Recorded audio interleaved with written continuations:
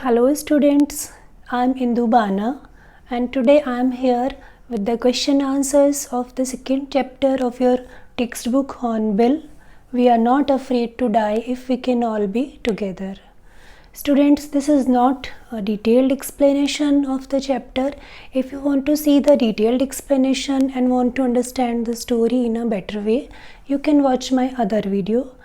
Here we will discuss only questions and their answers. Okay, so let's start. This story is a first person narrative. First person narrative होता है where writer is telling his or her own story. आई अवी से शुरू होती हैं ऐसी stories या ऐसे प्रोज. ऑथर हैं इसके, किसकी स्टोरी है ये? गॉर्डन कुक की स्टोरी है. गॉर्डन कुक ये वो वाले गॉर्डन कुक नहीं हैं जो कि विकीपीडिया पे आप लोग देख लेते हैं. वो तो 78 बॉर्न हैं.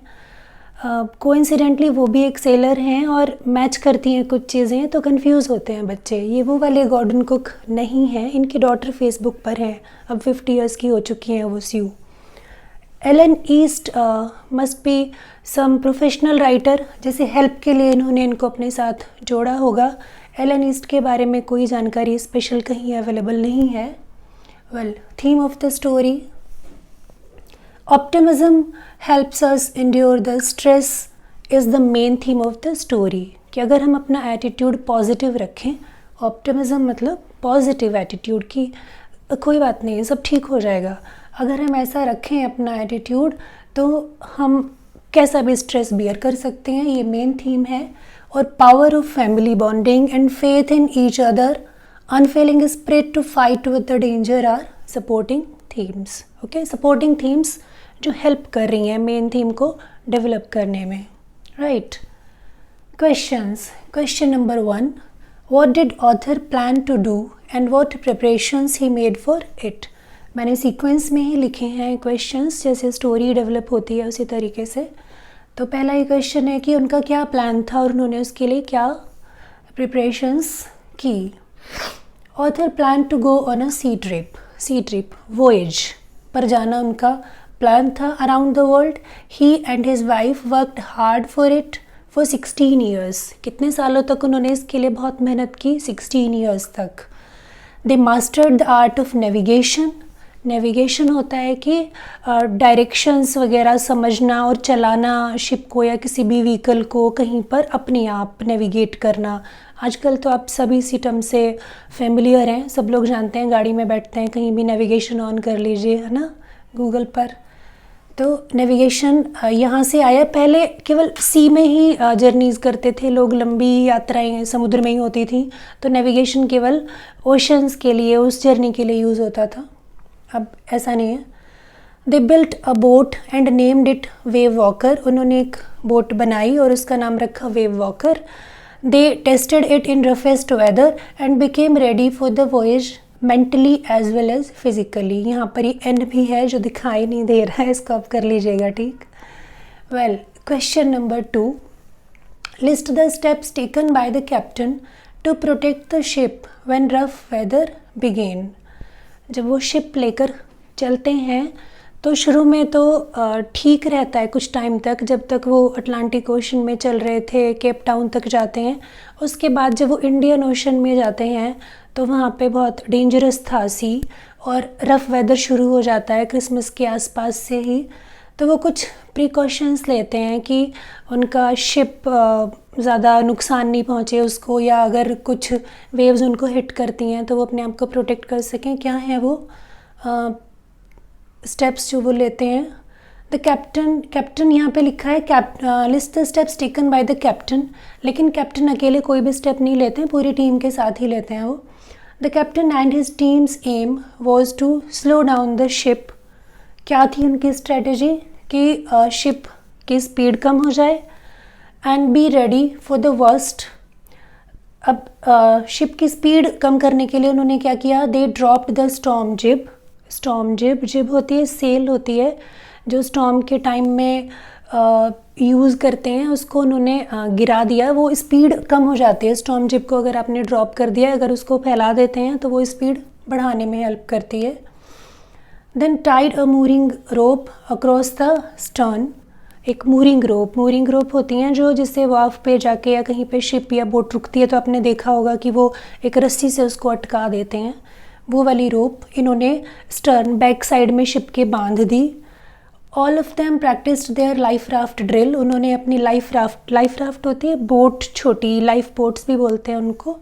अगर आप कभी रिवर राफ्टिंग पे गए हैं तो आपने देखा होगा कि कैसी होती हैं राफ्ट्स, वो प्रैक्टिस करी ड्रिल इन्होंने। दे अटैच्ड लाइफ लाइन्स एंड वोर oil skins and life jackets.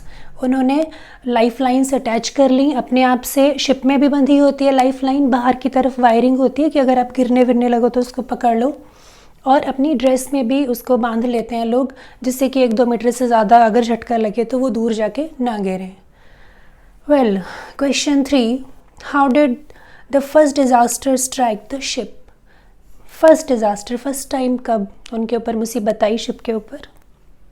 Well, answer, the back of the ship was hit by the wave, authors head was smashed and he was thrown into waters. Somehow he came back in the ship using lifeline. Lifeline जो उन्होंने attach की थी उसको फ़ायदा हो गया, उसको use करते हुए वो शिप में वापस आया। But his ribs and teeth got broken.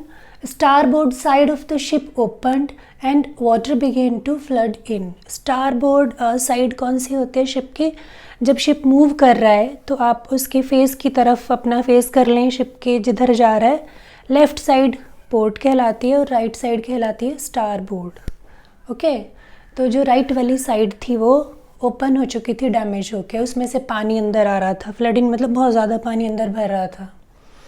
Question 4, what steps were taken by the captain to check the flooding of the water in, या flooding in of the water, क्या स्टेप्स उन्होंने लिए रोकने के लिए।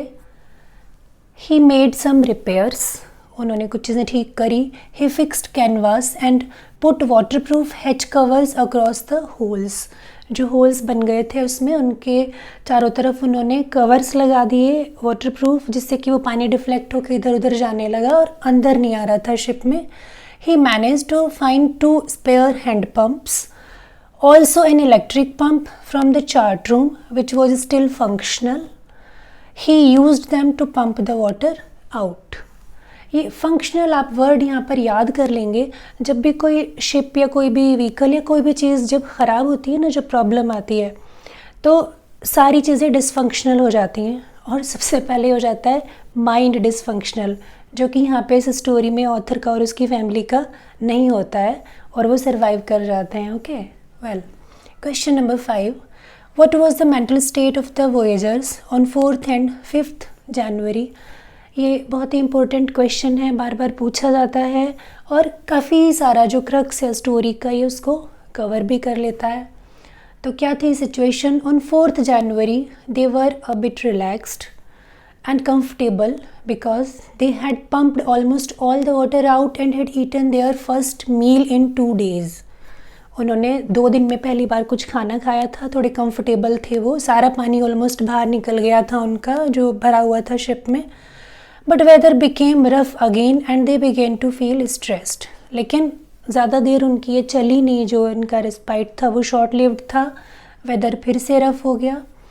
On 5th January when the author went to comfort his children, his 6 years old son said to him, we aren't afraid to die if we can all be together, which shows that kids were full of positivity and emotions. It became the source of courage and determination for the author too. It created a motivational environment, but in the evening author and his wife again felt helpless and hopeless. They had lost the hope of survival. तो इनकी जो condition है, mental condition, emotional condition, वो क्या कर रही है, fluctuate कर रही है। कभी तो वो पॉजिटिव हो जाते हैं, होपफुल हो जाते हैं कि वी विल मैनेज, और कभी फिर उनको लगने लगता है कि we are going to lose it. Okay, question number 6, justify the title of the story. अब यहाँ बहुत सारे क्वेश्चंस हैं जो इसमें से पूछे जाते हैं और उनका मैंने एक आंसर लिखने की कोशिश की है, थोड़ा थोड़ा वेरिएशन करके, थोड़ी थोड़ी अपनी तरफ से अपनी नॉलेज लगा के आप उन सब का आंसर कर सकते हैं। तो क्या क्या क्वेश्चंस आंसर हो सकते हैं यहाँ से? टाइटल जस्टिफाई कर सकते हैं आप।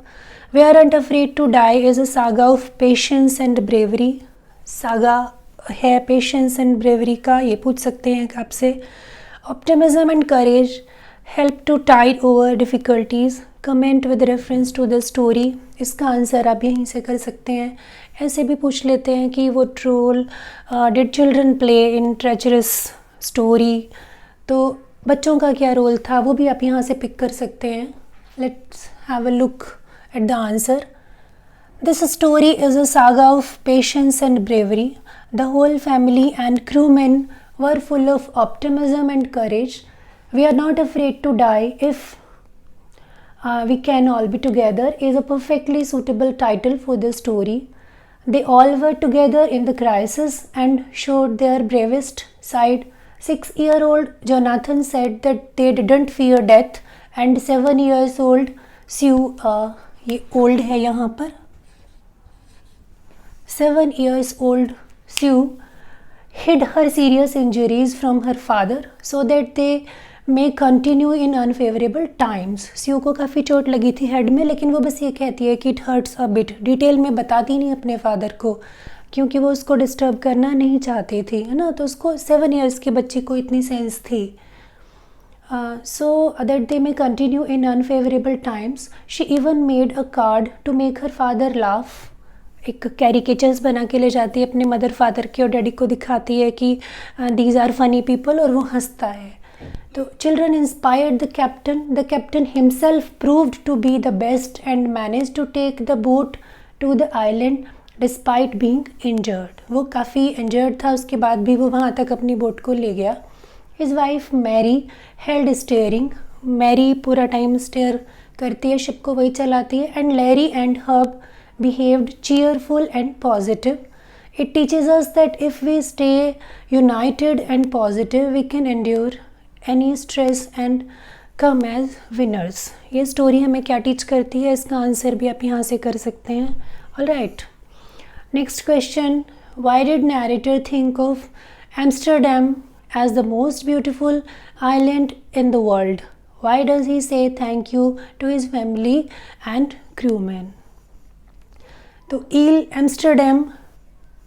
एम्स्टरडेम एक छोटा सा आइलैंड है जो उन्होंने उस समुद्र में ढूंढा था, जहाँ पर जाकर वो लैंड की और उनकी लाइफ बची। ये नीदरलैंड्स की जो कैपिटल है वो वाला एम्स्टरडेम नहीं है, वो अलग सिटी है, ये अलग है। ये छोटा सा आइलैंड है, फ्रेंच बेस था ये, scientific base. Ile Amsterdam was only a bleak rock. Bleak होता है जिसमें कि लाइफ का प्रॉमिस नहीं है, डल है, कलरलेस है। जैसे कुछ चीज़ें होती हैं उनको देख के आपको एक पॉजिटिव फीलिंग आती है कि it's beautiful, full of life, और एक चीज़ होती है डल विदाउट कलर्स, वैसा था ये। With very few plants on it, कोई वेजिटेशन इस पे नहीं था, प्लांट्स नहीं थे ज़्यादा, मतलब it was not beautiful in appearance. But narrator think of it as the most beautiful place in the world because it saved him and his family. He thanked them because they had stayed calm. किसको thank किया उसने? अपनी family और crew man को thank किया। क्यों thank किया? Because they stayed calm and positive in the storm and helped him to do his best as a captain. तो इसलिए उसने उनको थैंक यू कहा था। कुछ वर्ड्स हैं स्टूडेंट्स, अगर आप उनको याद कर लें तो इस लेसन के क्वेश्चंस का आप अच्छे से आंसर कर सकते हैं। ये मैंने पेपर पे ही लिखे हुए हैं, मैं डिस्क्रिप्शन बॉक्स में इनको डाल दूंगी, आप वहाँ से देख लीजिएगा। पूरी क्वेश्चन आंसर्स भी डिस्क्रिप्शन बॉक्स में आप देख सकते हैं, वहाँ से आप प्रॉपरली इसको पढ़ सकते हैं, कॉपी भी कर सकते हैं। ये वर्ड्स हैं वॉयज, मीनिंग मैंने इनके सामने लिख दिए हैं। जो वॉयज करता है वो वॉयजर है, नेविगेशन है, act of directing a vehicle, और मतलब फाइंडिंग डायरेक्शंस, और नेविगेटर है जो नेविगेट करता है, leg of the journey, part of the journey. Gale होती हैं स्ट्रॉन्ग विंड्स, फंक्शनल जो कि वर्किंग कंडीशन में है, और डिसफंक्शनल जो कि आउट ऑफ ऑर्डर है। ये 2 वर्ड आप ज़रूर याद कर लें। Unfavourable circumstances, bad times, optimism, positive attitude, storm जिब, मूरिंग रोप। इनके मीनिंग आप यहाँ देख कर याद कर लीजिएगा। मूरिंग रोप में बता चुकी हूँ, रोप होती है टाई करने के लिए, लाइफ राफ्ट और life boat, life line, stern back side of the ship, hatch hatch होते हैं स्मॉल डोर्स, जैसे कई बार किचन में छोटा सा एक दीवार में दरवाज़ा बना लेते हैं खाना पकड़ाने के लिए, या फिर सीलिंग में डोर होता है। जैसे जो बड़ा डोर होता है उसमें से तो आप वर्टिकल खड़े होकर निकल सकते हैं, लेकिन जो ये हैच होते हैं इसमें से आपको 90 डिग्री के एंगल पे निकलना पड़ेगा, वैसे नहीं निकल सकते आप खड़े खड़े पूरे के पूरे, ये छोटे होते हैं। सर्वाइवल का मीनिंग ब्लीक, ये वर्ड आप याद कर लेंगे। डिटर्मिनेशन, सागा, सागा होती है story, long story of a family. I hope you find this session helpful. It's all for today. Thank you.